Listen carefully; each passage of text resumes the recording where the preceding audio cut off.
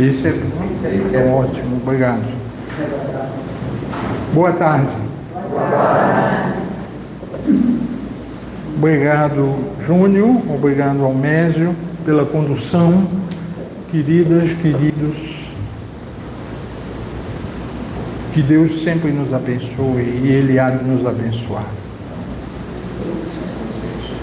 O tema de hoje está seguindo a orientação que vocês perceberam, um tanto quanto jornalística. Eu tinha pensado numa outra pauta, nosso amigo Almésio tinha ficado muito feliz com a perspectiva de minha palestra sobre Mário de Andrade Macunaíma.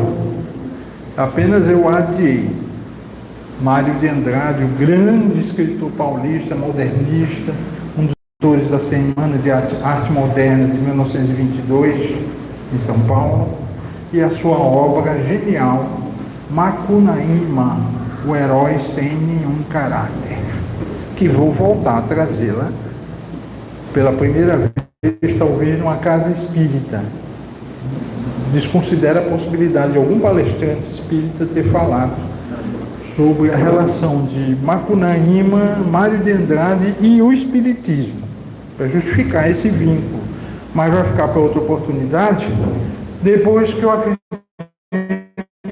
que quase todos nós aqui assistimos ou ouvimos falar de uma forma ou de outra sobre uma reportagem muito interessante, conduzida por um programa televisivo, sobre experiência de quase morte. Foi um jornalista da pauta de ciência, chamado Álvaro Pereira, que foi para um congresso em Portugal, no Porto. E lá estava se discutindo sobre os casos de experiência de quase morte. Esse termo, inclusive, me incomoda, eu vou dizer a vocês porque esse termo me incomoda.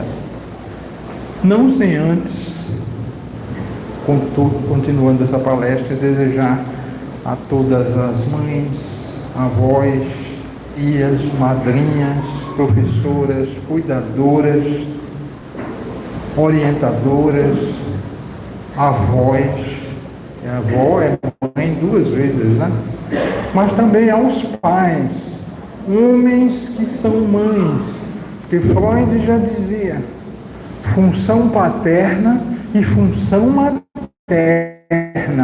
A função materna não necessariamente exercida por alguém do sexo feminino, porque a orientação sexual pode favorecê-lo com a maternidade.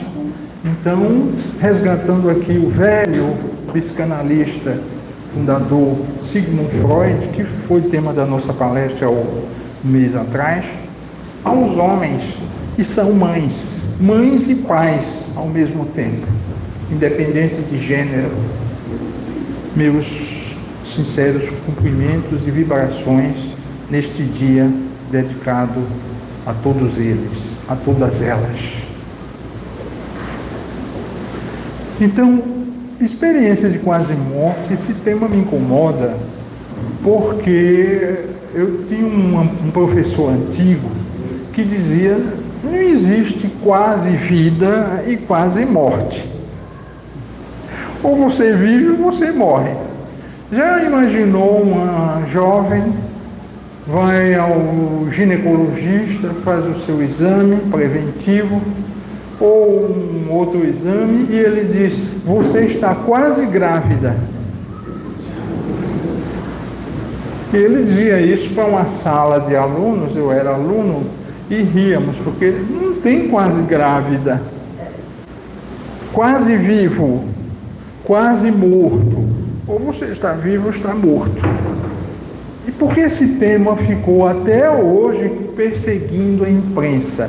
Não teve um jornalista que dissesse: não é o melhor termo, ele não designa, porque nós não sabemos o momento de uma morte.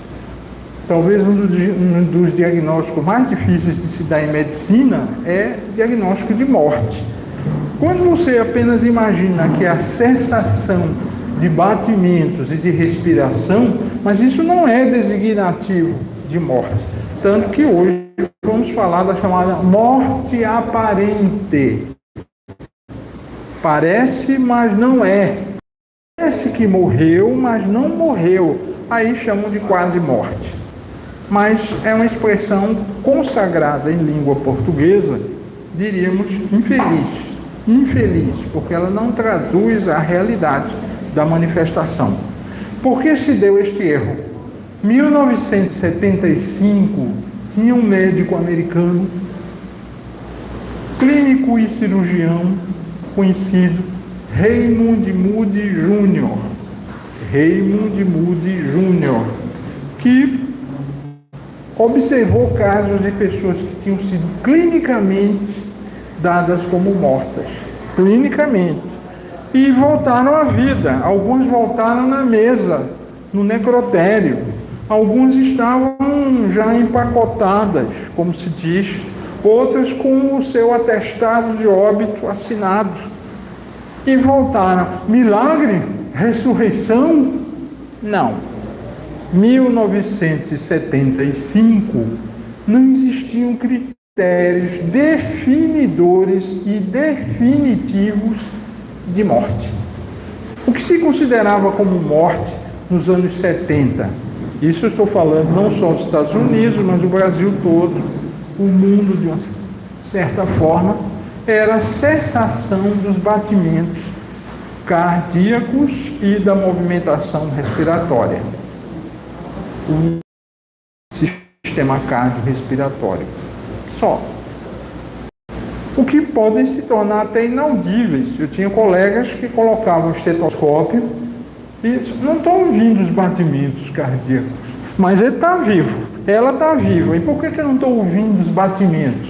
Porque nós temos, muitas vezes, concorremos com a redução de batimentos que ficam imperceptíveis a olho nu e deveriam não ficar inaudíveis, ou seja, sem a percepção auditiva, mas ficam, digamos, tão tênues, tão vagarosos, que você não consegue, o aparelho que está usando não está devidamente alocado, não está detectando, é antigo, certo?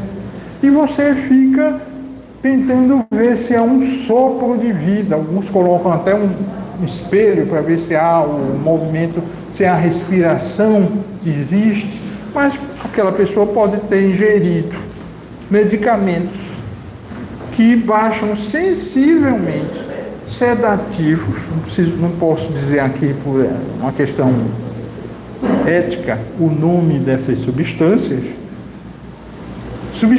que reduzem os batimentos, reduzem os movimentos respiratórios e a pessoa permanece com os chamados sinais vitais. Ou quadros de anestesia, quadros infecciosos, neurológicos, já vou falar de uma epidemia que virou quase que uma pandemia em séculos passados, que levavam as pessoas a serem enterradas vivas. Inclusive tem um livro famoso, esse livro famoso está editado, traduzido para o português, em francês, é Les Inhumés Vivants, Os Enterrados Vivos. Fez um sucesso extraordinário, principalmente levando a pessoas claustrofóbicas. Imaginem, a preocupação, um colega disse, olha, avisa meu médico que eu não quero correr o risco de ser enterrado vivo. Tem um famoso caso que muitos de vocês se lembram do ator Sérgio Cardoso, verídico. A filha sonhou que o pai tinha sido enterrado vivo. O seu médico estava viajando. Aí ela ligou para o médico e disse, olha, há a possibilidade de meu pai ter sido enterrado vivo? Aí o médico disse, pode ter acontecido, nós não sabemos exatamente, chamava-se na época isso de catalepsia. E hoje eu acredito que não seria mais autorizada uma exumação. Na época o juiz autorizou, a pedido do Ministério Público, exumou. Quando exumou, abriu o caixão, o corpo estava revirado. Então, aquela história que quando acordou estava morto. Que até é trágico se não fosse cômico, se não fosse trágico. E aí a morte se deu por asfixia, a morte verdadeira por asfixia. Novelas, isso vocês conhecem, nós conhecemos de aos montes. Mas o que justificava o termo experiência de quase morte? Olha, ele esteve lá na portinha da morte e voltou. Era a ausência de um critério definidor de morte.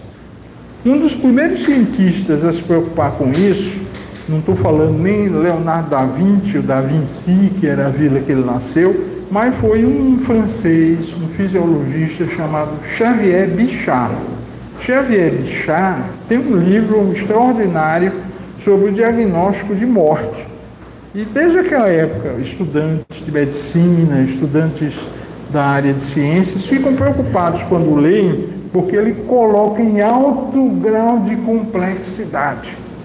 Eu fui professor de tanatologia. Tanatologia é a ciência que estuda a morte.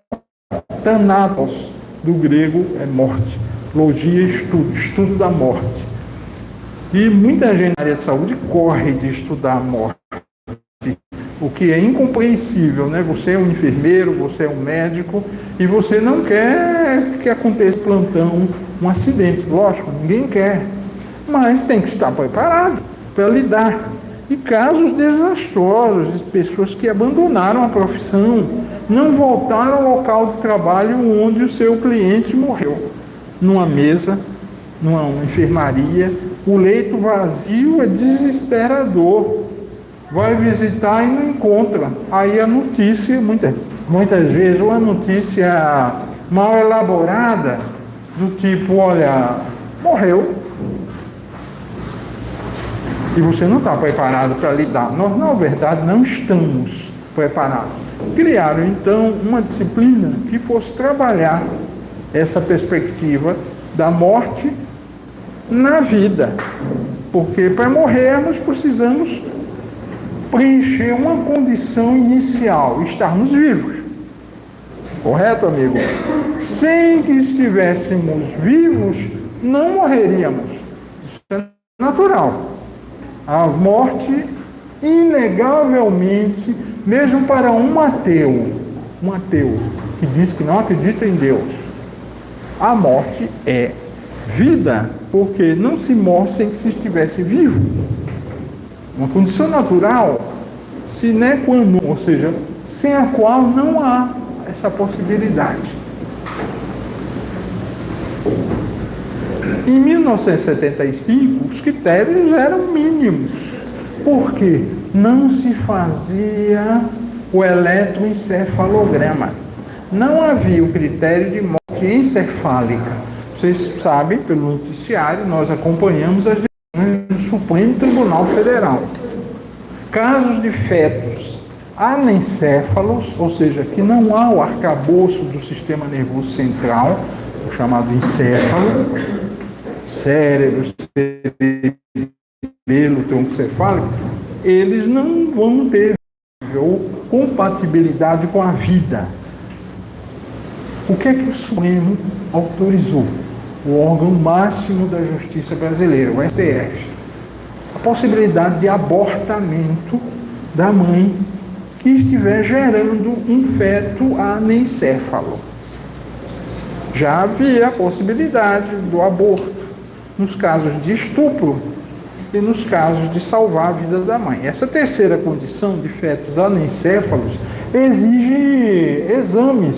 Um dos exames é justamente a ausência de atividade elétrica encefálica. Muitos diziam morte cerebral. Aí eu dizia aos meus alunos, isso é errado, porque você pode estar descerebrado, mas não é sinônimo de estar morto. É o conjunto que se chama encéfalo. O cérebro faz parte do encéfalo, mas isoladamente, morte cerebral, é possível você continuar vivo com a morte cerebral. Agora, com a morte encefálica, não.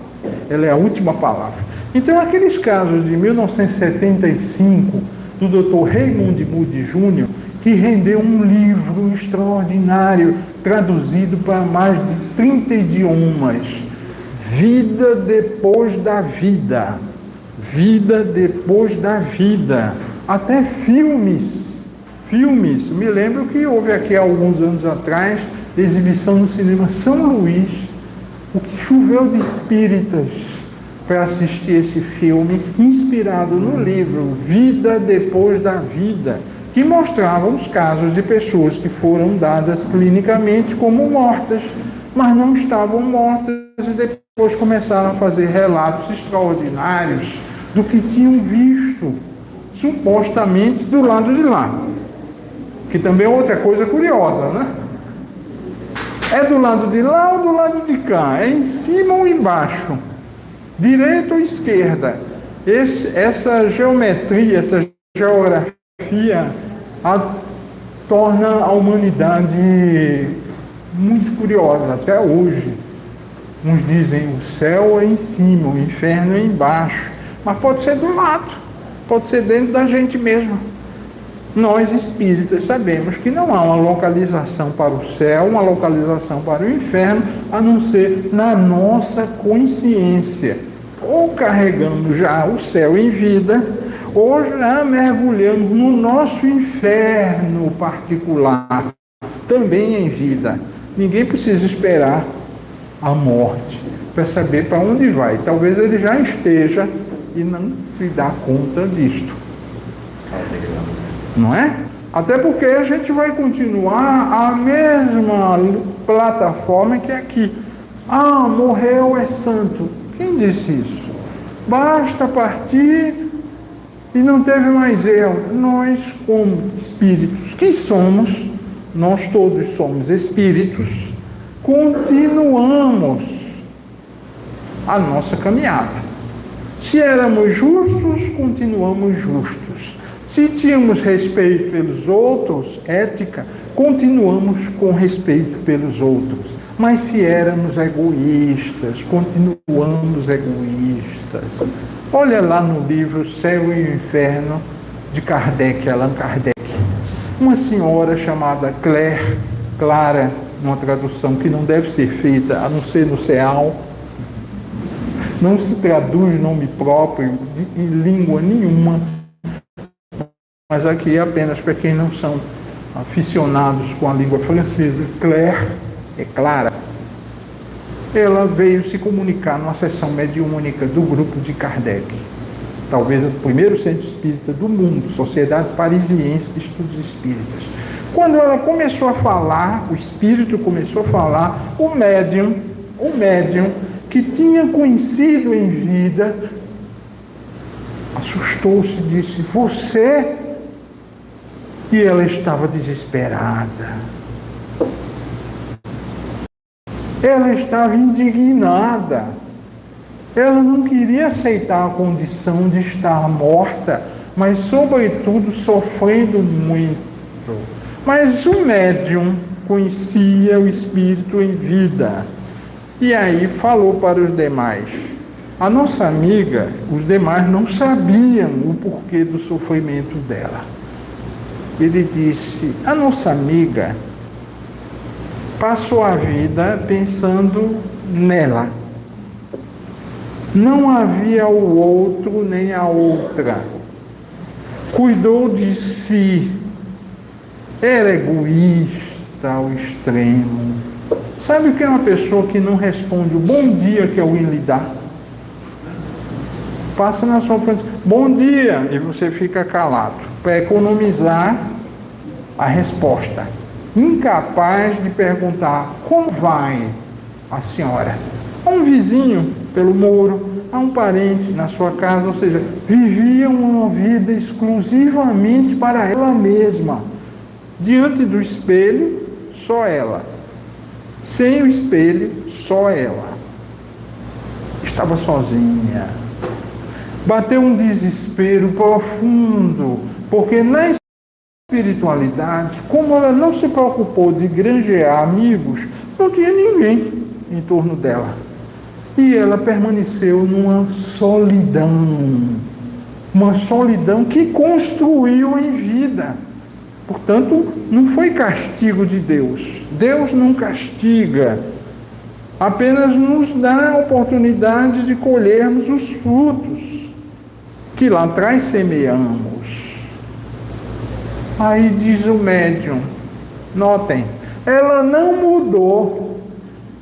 Agora, como espírito, continua revoltada e está exigindo ser atendida rapidamente. Estão demorando muito no atendimento. Isso lembra até uma cena parecida do filme Nosso Lar, para quem assistiu o filme, que títulos, pompas, sobrenomes, não adianta nada. Você quer passar na frente dos outros, aí evoca um título, evoca um nome de nobreza. Não tem significado nenhum. Primeiro é o grande teste de paciência. Todos nós aqui, quem está em tratamento, sabe que faz durante 10 domingos o tratamento. Mas tem gente que já no primeiro domingo quer a cura.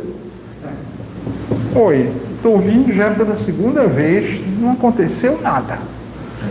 E quando acaba o último domingo, é desesperador. Alguns nem esperam acabar. No 8º, no 7º, olha, já passou da metade. E eu até agora não estou vendo transformação nenhuma que se operou comigo. Continuo com o mesmo problema, com a mesma doença. Quando acabam os 10 domingos, aí sim ele tem a certeza que nada se operou. A culpa é do centro? A culpa é do médium? A culpa é do espírito? Vamos ser franco-atiradores e transformar a responsabilidade, que sempre foi nossa. Agora pergunte, o que ele fez para se mudar, para se transformar, para se modificar ao longo desse período? Nada. Normalmente atribuiu ao outro a capacidade da cura. Não, basta que eu vá no centro, é mal localizado, né? Ali no fim da perimetral, de difícil acesso, mas eu já chego preocupado com o compromisso que eu tenho depois de sair do centro. Às vezes não espero nem a palestra. Ouço a música, depois da música já saio de fininho por ali e vou para o meu compromisso. Deus fará por mim o que eu não sou capaz de fazer. O médium fará por mim o que eu não sou capaz. Só que a responsabilidade não é de Deus, não é do médium, não é do espírito, é sua. Até quando? Até quando esse estado de coisas?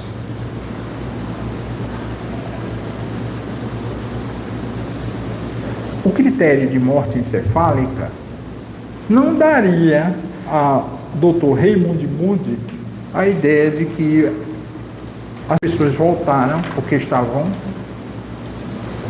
vivas, que era milagre, que era a ressurreição. Normalmente usamos a palavra milagre, mas é tudo que não é provisoriamente explicado ou conhecido cientificamente.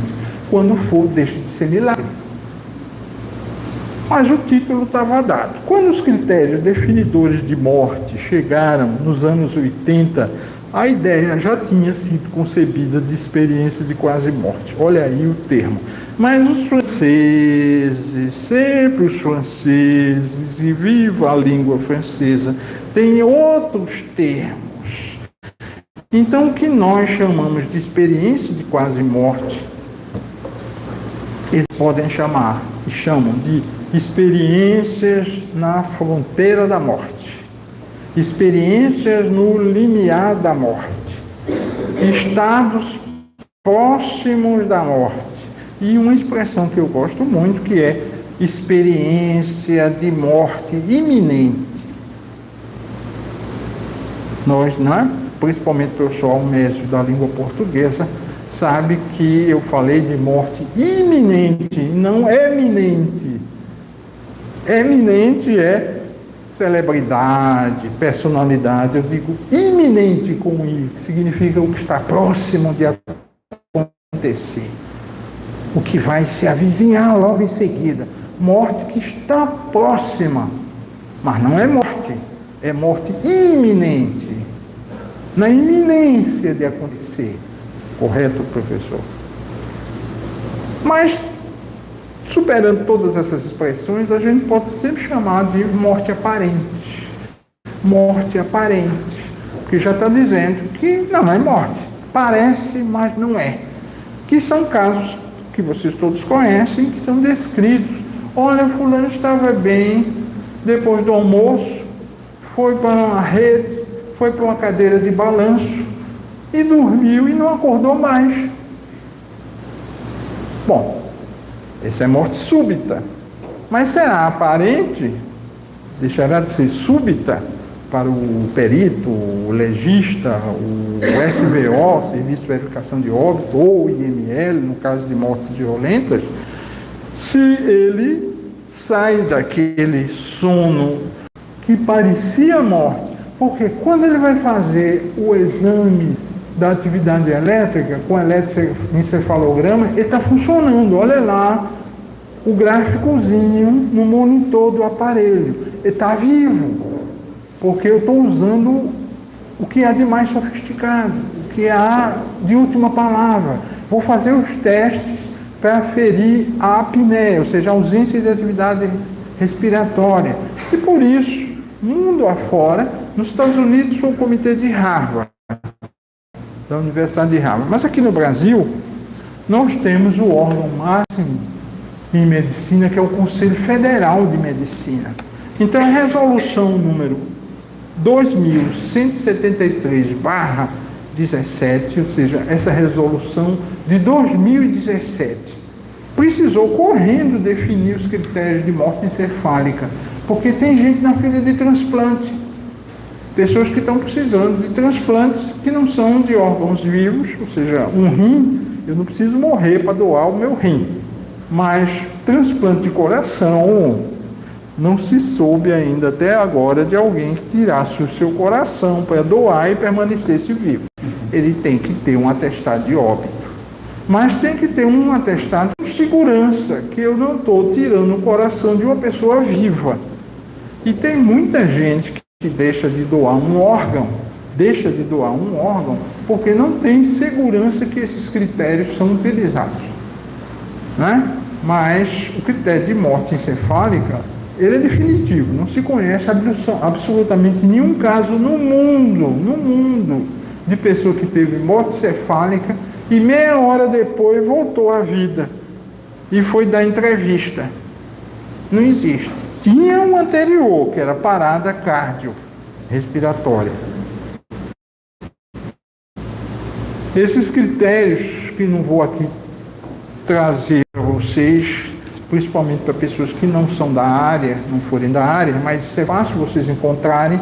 Quem quiser ler lá no Google, coloca critérios de morte encefálica definitivos de morte do Conselho Federal de Medicina, que aí você vai encontrar lá, um por um. Tem que ser atestado por no mínimo 2 profissionais da área de saúde, que repetem 6 horas depois desse exame e confirmam o resultado. Certo? Porque eu trago no título da minha palestra do sono de Lázaro. O sono de Lázaro. É conhecida no Novo Testamento a passagem evangélica. E aí a gente faz o link da ciência com a fé. Lázaro tinha 2 irmãs, Maria e Marta. Maria foi a mesma que, numa das visitas de Jesus à cidade de Betânia, lavou com bálsamo os pés de Jesus e enxugou com os seus próprios cabelos. Enquanto Marta, que era aquela mais responsável pelos afazeres domésticos, ficou resmungando na cozinha. Não pode. Eu aqui atarefada de trabalhos na minha casa e Maria, minha irmã, lavando os pés de Jesus. Jesus não diz nada? Ele não sabe que eu estou atarefada na cozinha, que eu tenho que fazer e preciso da ajuda de Maria, que Maria deixa para lavar os pés de Jesus depois, pensou ela. Mas Jesus, espírito altaneiro, de lá respondeu: Marta, Não me terás convosco, contigo e com Maria por muito tempo. Maria cuida das coisas do Espírito, e tu na cozinha cuidas das coisas da matéria. Há lugar para tudo, Jesus quis dizer. Ele não disse a Marta: sai da cozinha e vem também lavar meus pés. Uma lava o pé direito e a outra lava o pé esquerdo. Jamais Jesus diria isso. Mas mostrou que é necessário dividirmos meio a meio as obrigações. Por exemplo, vou citar, hoje um dia conhecido mais comercialmente como Dia das Mães. Minha mãe, que já desencarnou, dizia: Dia da Mãe é todo dia. E para não receber visita de filho que ela considerava ingrato, ela disse: não vá no Dia das Mães, que eu não estou em casa. Só se justifica quando o filho mora em outro estado, noutra cidade, num país. Não pode estar vendo. Hoje já tem a chamada de vídeo, mas na época dela não tinha chamada de vídeo que aproxima. Mas ele mora às vezes numa rua depois da minha. E passa o ano. Mas domingo ele vai ver a mãe, porque domingo é o Dia das Mães. Os outros 364 dias não são Dia da Mãe, então eu posso fazer até de conta que não tenho mãe. Aí ela disse: não, vá na minha casa, mas se chegar eu não estou em casa. Ela ia para qualquer lugar e fechava a porta da casa, porque tinha os outros 364 dias para receber a visita dos filhos. Como ela não tinha nenhum filho residindo fora da cidade, nem do bairro, nem do país, nem do estado, lógico, para esse seria uma exceção na impossibilidade presencial. As pessoas se dão feriado. Então nós temos trabalhos essenciais. Quem está doente, quem está necessitado, quer levar seu passe, quer receber os fluidos, quer se consultar. Imagina se o hospital fecha as portas e eu digo: hoje o hospital não vai atender a nenhum doente, porque é feriado. Doença, espera aí. Problema, espera aí, que eu não vou tratar ninguém. Responsabilidade é responsabilidade. Por isso que quando médiuns se gabam de serem médiuns, olhe, o ônus da prova é responsabilidade, onde o testemunho da responsabilidade tem que ser dado. Não é porque é uma data festiva, não é porque é um dia de sol eu vou para a praia. Me lembro que tem pessoas que não podem ir, estão esperando pelo meu trabalho. E esse compromisso tem que ser prestado. É fundamental. Ah, porque o Espiritismo está exigindo. Não é Espiritismo, isso chama ética, respeito ao outro, respeito ao próximo. Há algumas semanas, falei isso aqui, dediquei uma palestra ao meu sogro que desencarnou. Ele fazia questão de dizer: eu sou ateu. Não acreditava em Deus. Fazia um evangelho no lar e pediu para ele fazer a prece. Era um rapidez tão grande que ele fazia, e depois: seu fulano, por que o senhor fez o Pai Nosso com essa... logo. Acabar logo, porque eu não acredito no que eu estou dizendo. Mas, como eu fiz a fala antes do sepultamento, na beira eu disse: foi o ateu mais formidável que eu conheci. Como eu gostaria de ter sido um ateu como ele, e não religioso como eu digo que sou. Era um homem que tinha uma preocupação extraordinária com o outro. Se andava alguns passos, voltava: esqueceu alguma coisa, para onde o senhor vai? Eu vou voltar para agradecer o motorista que me trouxe aqui e desejar a ele uma boa viagem. Quando entrava num banheiro público, seja na rua, no shopping, não saía do banheiro sem agradecer o servente.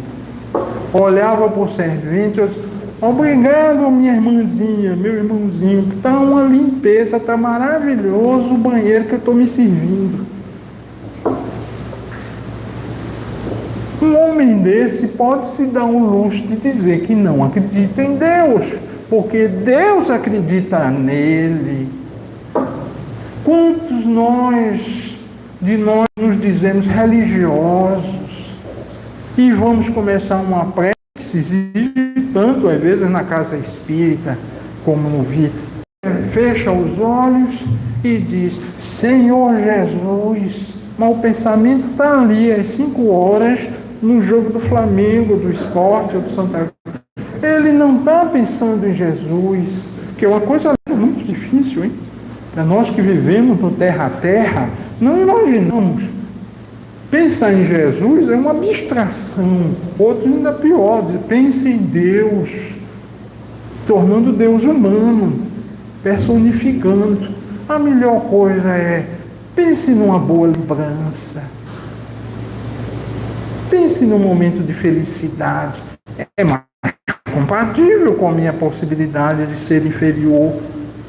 Então, amigos, não nos gabemos de nos dizermos religiosos, porque às vezes o nosso comportamento religioso, dito religioso, é muito abaixo de muitos que se dizem ateus. E Deus não precisa de devoção, de homenagens e oferendas, privações. Deus precisa de ação social. Para eu acreditar em Deus, basta que eu acredite no meu próximo, que eu ame o meu próximo.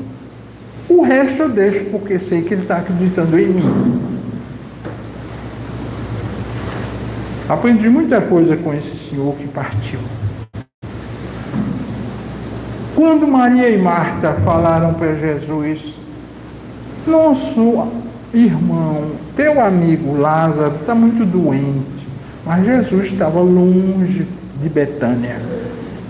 E imediatamente Jesus disse aos companheiros apóstolos: Lázaro está doente, mas a doença dele não é de morte.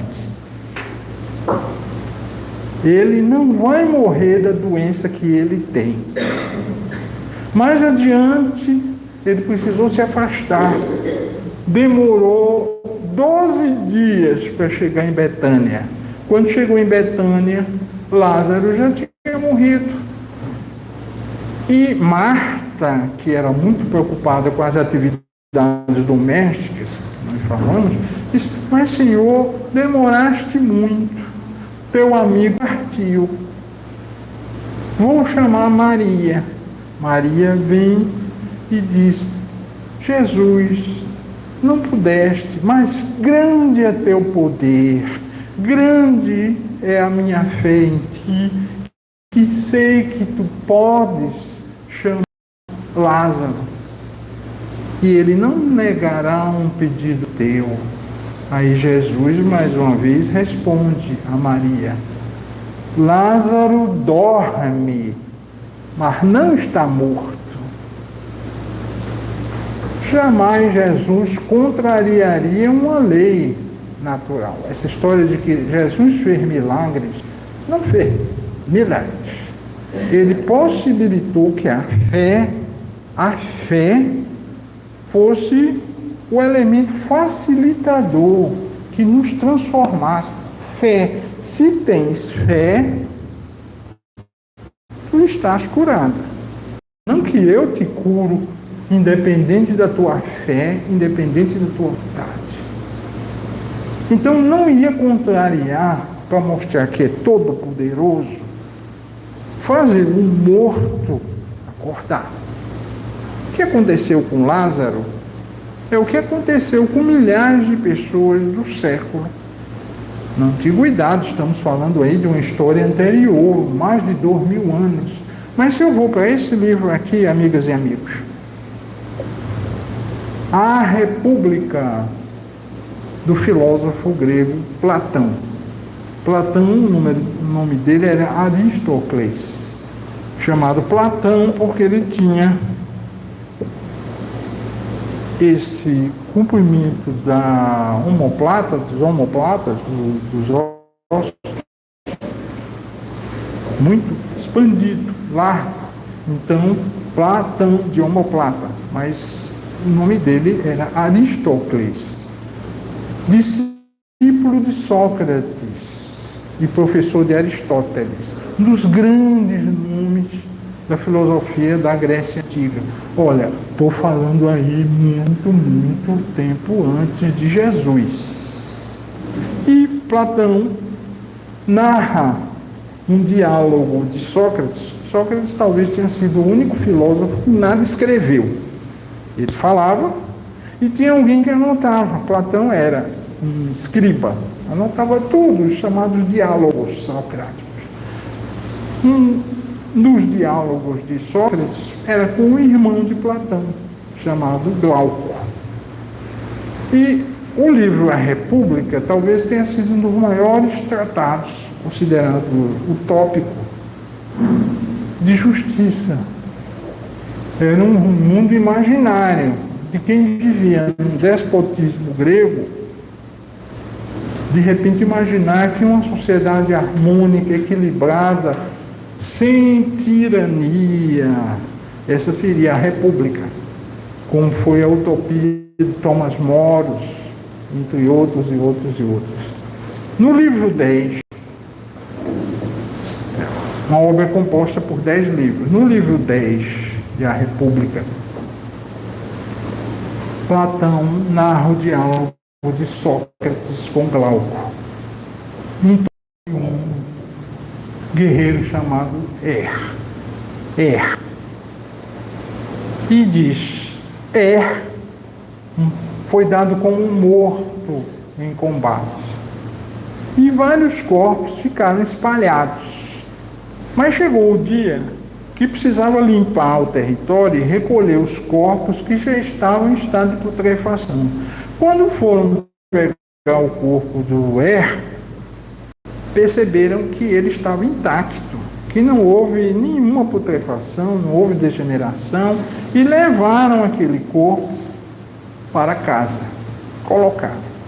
Ainda passou mais 4 dias, então completou 14 dias entre a batalha, a suposta morte e a recuperação, entre aspas. Ele acorda do nada,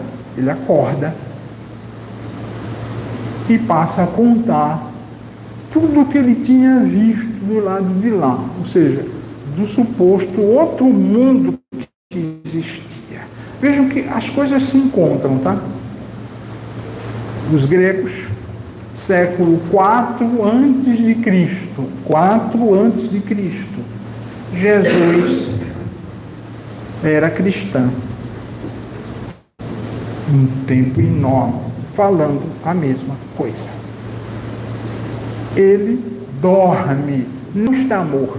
Então eu posso dizer com segurança que o mito de que não há comprovação documental que tenha existido, mas que foi uma alegoria que Sócrates contou a seu aluno, a seu discípulo Glauco, e Platão anotou, uma alegoria de que a alma é imortal.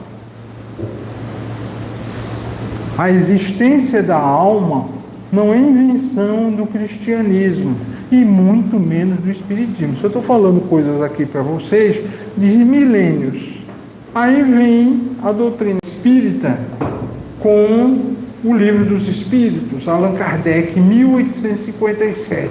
Como é que eu posso dizer que Allan Kardec inventou a imortalidade da alma?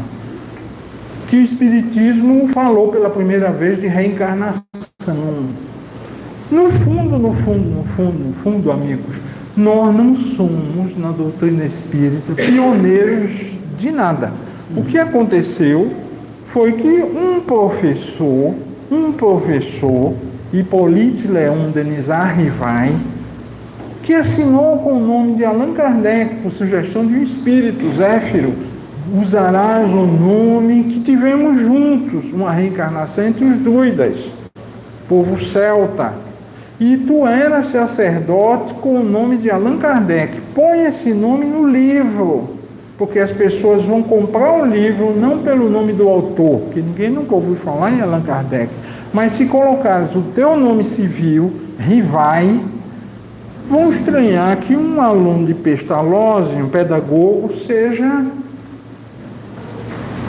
criador de uma doutrina de espíritos. E ele aceitou e colocou o nome Allan Kardec. Mas ele reuniu nos livros da doutrina, por instrução de espíritos, coisas que são, olha, imemoriais, milenares. Platão, a menos que alguém diga, Platão era espírita, século IV a.C., trouxe em A República a imortalidade da alma. E eu posso dizer que no mito de viveu uma experiência de quase morte. Por mais infeliz, Lázaro, irmão de Maria e Marta em Betânia, dormia. Se não estava morto e Jesus chama, Maria já disse: Senhor, não abra a tumba que fechamos com a pedra. Ele está exalando mau cheiro. Aí Jesus disse: tira a pedra. Tira a pedra. Quando tiram a pedra, ele grita, ele chama: Lázaro, levanta. E o corpo que tinha vida, todo enfaixado, saiu de dentro da gruta. Ou seja, ele chama o espírito ao corpo, porque os laços não estavam rompidos. Vocês sabem, fio de prata, cordão de prata, o laço que une o espírito através do perispírito ao corpo, só se rompe como se fosse um cordão umbilical por ocasião da morte. Mas não tinha havido morte. Era um sono prolongado.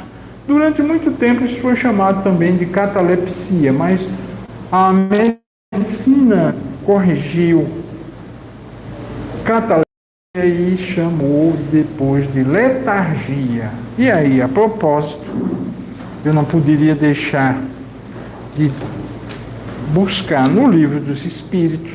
Vocês têm a perguntas 422, 423, 424, intitulada Letargia, Catalepsia, Morte Aparente. Essas 3 perguntas, quem tiver qualquer edição do Livro dos Espíritos, tá? Não precisa ser essa que eu tenho em mãos. Basta anotar o nome das perguntas, não das páginas, perguntas. 422, 423, 424. Kardec pergunta aos espíritos qual a diferença de letargia, catalepsia. A diferença é que na catalepsia o que paralisa mais são os músculos. É um estado que em psiquiatria nós chamamos de catatonia. Curiosamente, quando eu trabalhei no Ulisses Pernambucano, eu via pacientes catatônicos. Quase sempre tinha 2 tipos de catatonia.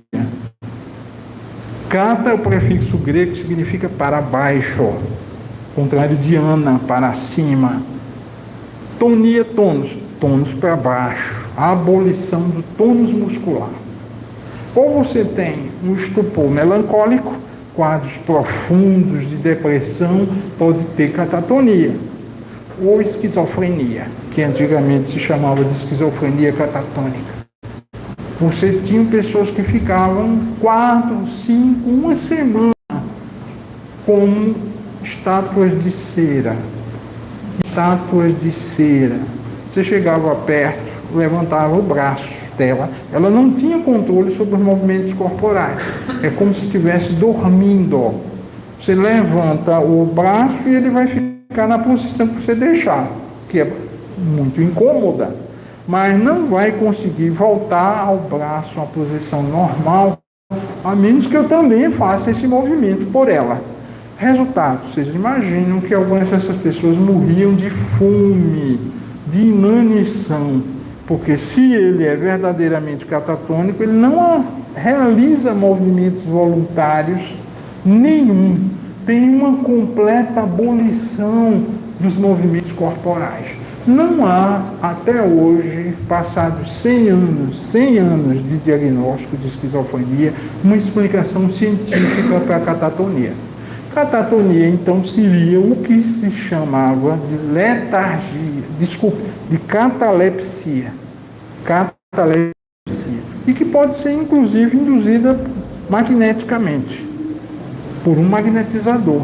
O contrário é letargia, que é o Lázaro, que provavelmente é o mito de do Platão, lá em A República. Tivemos episódios de pandemia, nós tivemos recentemente a Covid, mas ao longo da história da humanidade nós tivemos pandemias. Pandemias é a universalidade de uma endemia. Endemia é restrita, pandemia, uma área geográfica dos 5 continentes, de uma doença chamada encefalite letárgica, causada por um vírus.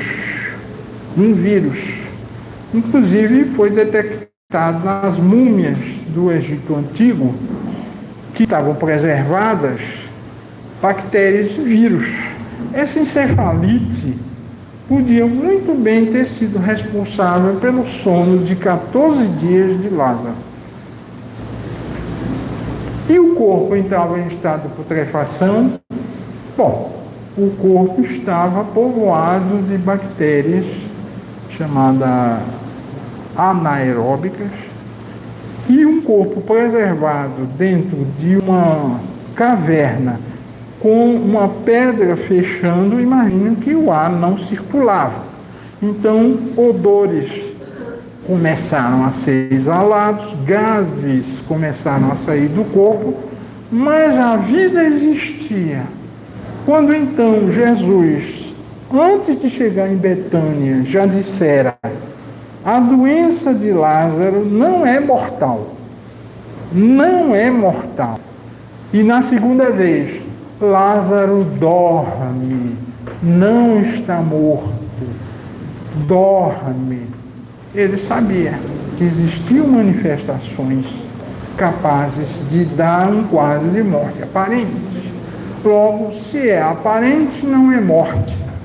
E aí a gente hoje chamaria de estado próximo da morte, que eu prefiro muito mais do que experiência de quase morte, porque da mesma maneira que não há quase grávida, concorda?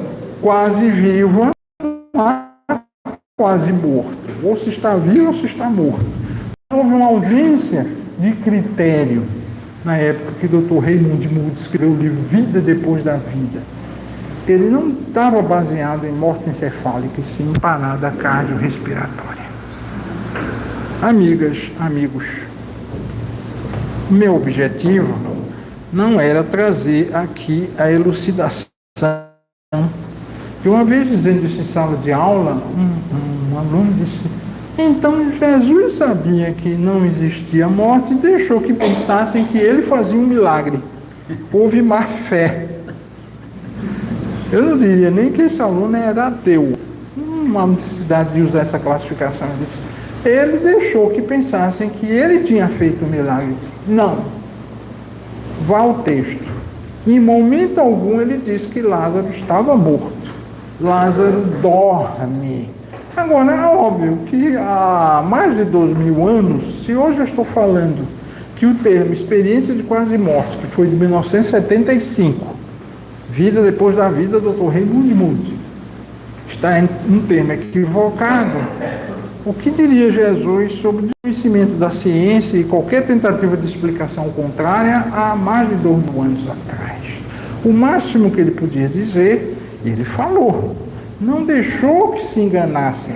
a menos os que queriam atribuir-lhe uma cura, um milagre, que não existe, não há, de forma alguma. Então, que entendamos que a oportunidade sempre vai chegar, mas façamos a nossa parte. Não atribuamos a Deus a responsabilidade que é nossa. Não atribuamos aos médiuns a responsabilidade que é nossa. E aos espíritos. Algumas pessoas chegam até a medir força, é um espírito fraco. Certamente não frequenta academia, né? Porque não faz musculação, não é um espírito forte. Não é? Mas nunca atribuem a si mesmas a responsabilidade de nada. De nada. E querem que se operem verdadeiros milagres. Quando falávamos de pessoas que não querem nem completar os 10 domingos da sequência. No primeiro já querem que se opere uma transformação, mas são incapazes da mudança de conduta. São as mesmas arrogantes, são as mesmas maledicentes, são as mesmas egoístas, são as mesmas especulativas. Nada mudou nelas, mas querem que a mudança se processe de fora para dentro. Mas a mudança tem que vir de dentro para fora. A mudança tem que partir da nossa conduta, da nossa transformação. E o ponto de partida é este. Se não reconhecemos, chegará um momento, mas também levamos o fardo. Ninguém está livre, não há corte de privilégios. Ninguém é absolutamente privilegiado, amigas e amigos, se não fazemos o que temos que fazer. Precisamos levar mais tempo nesse processo de aprendizado. Que esse conhecimento, que não é meu, apenas transmito para vocês, sempre em fonte de estudo, porque nada também diríamos se não tivéssemos feito o menor esforço de estudarmos, por respeito a todos e a todas, e compromisso assumido, porque palestra é responsabilidade, é compromisso, que teremos sempre nesta ou em qualquer ocasião ou casa onde estejamos, exorando as bênçãos do Altíssimo, a misericórdia divina para conosco, sempre estar e permanecer, que façamos por onde nessa sintonia, nessa vibração, é o que desejamos a todas e a todos. Muito obrigado, uma boa tarde.